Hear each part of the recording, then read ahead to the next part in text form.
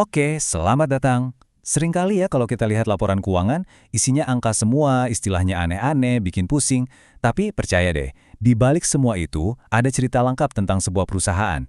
Nah, di sini kita akan coba membedah cerita itu bareng-bareng, pakai laporan keuangan dari PT Puri Global Sukses, atau Puri sebagai contohnya. Jadi, pernah kepikiran nggak gimana sih caranya investor profesional itu ngebaca sebuah perusahaan? Mereka tuh nggak cuma lihat angkanya untung atau rugi. Bukan. Mereka mencari pola, mereka ngerti di mana resikonya, dan yang paling penting, mereka tahu pertanyaan apa yang harus diajukan. Nah, skill inilah yang mau kita asah bareng-bareng. Oke, kita mulai ya. Sebelum kita pusing sama angka-angkanya, penting banget buat kenalan dulu sama perusahaannya. Jadi siapa sih sebenarnya PT Puri Global Sukses ini, dan bisnisnya apa? Nah, dari sini kita bisa lihat gambaran besarnya. Puri ini mainnya di industri properti dan real estate. Fokus utama operasinya ada di Batam. Kerjaan mereka, ia mengembangkan dan mengelola properti. Mereka juga punya satu anak usaha utama. Oke, setidaknya kita sudah punya konteks bisnisnya sebelum lanjut lebih dalam. Sekarang kita masuk ke pertanyaan paling mendasar yang selalu ditanyain semua orang. Perusahaan ini cuan atau enggak? Buat jawab itu, kita harus lihat laporan laba ruginya. Yuk kita bedah. Wow, lihat angka ini. Penjualan mereka naik lebih dari 2 kali lipat hanya dalam setahun.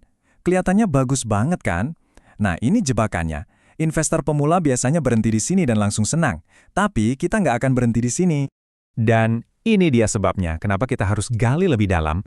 Lihat deh, pendapatannya memang naik, tapi ongkosnya juga ikut meledak. Beban pokok penjualannya naik 2 kali lipat, beban usahanya juga bengkak. Jadi pertumbuhan pendapatan tadi kayak kemakan lagi sama biaya-biaya yang juga naik. Jadi intinya apa? Intinya walaupun penjualan meroket, ternyata perusahaan masih rugi 4,39 miliar rupiah. Betul, ruginya memang lebih kecil dari tahun sebelumnya. Tapi pertanyaan besarnya tetap sama. Kok bisa penjualan segede itu tapi ujung-ujungnya masih tekor? Oke, sekarang kita pindah ke bagian check up kesehatan perusahaan, yaitu neraca keuangannya. Anggap aja kita ini dokter yang lagi periksa kondisi vital si pasien. Sehat atau enggak dia sebenarnya?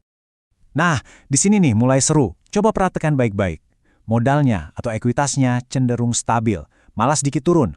Tapi lihat, liabilitasnya, alias total utangnya, melejit lebih dari 40% cuma dalam 1 tahun. Ini harus kita tandain sebagai catatan penting. Laporan laba rugi itu kadang bisa menipu sedikit. Kenapa? Karena dia mencatat penjualan meskipun duitnya belum tentu udah masuk ke kantong perusahaan. Nah, kalau mau lihat pergerakan duit benerannya, kita harus intip laporan arus kas. Dan, jeng-jeng, ini dia yang mengungkap segalanya. Lihat, kas dari operasinya itu minus. Artinya, bisnis utamanya malah lebih banyak keluar duit daripada masuk duit. Terus dari mana dong kasnya bisa positif? Ternyata dari aktivitas pendanaan, yang artinya ya dari utang baru. Jadi meskipun di rekening kasnya kelihatan nambah jadi 11,1 miliar rupiah, sekarang kita tahu rahasianya. Uang ini bukan hasil jualan atau keuntungan operasional, tapi sebagian besar datangnya dari pinjaman. Ini tips dari para investor senior. Jangan pernah, sekali lagi, jangan pernah lewatkan bagian catatan atas laporan keuangan.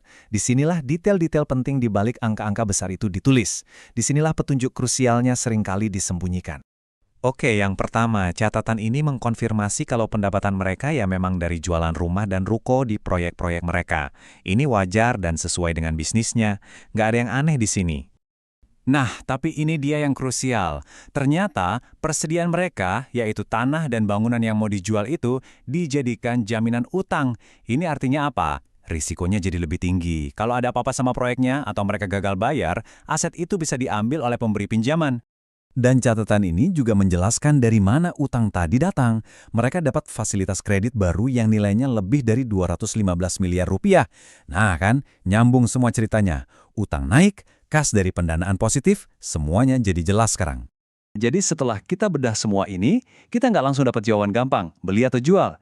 Justru sebaliknya, yang kita dapatkan sekarang adalah serangkaian pertanyaan yang jauh lebih tajam dan cerdas.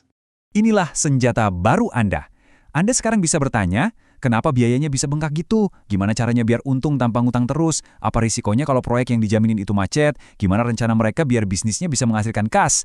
Nah, lihat kan, memahami laporan keuangan itu bukan soal menemukan semua jawaban, tapi soal belajar untuk mengajukan pertanyaan yang benar.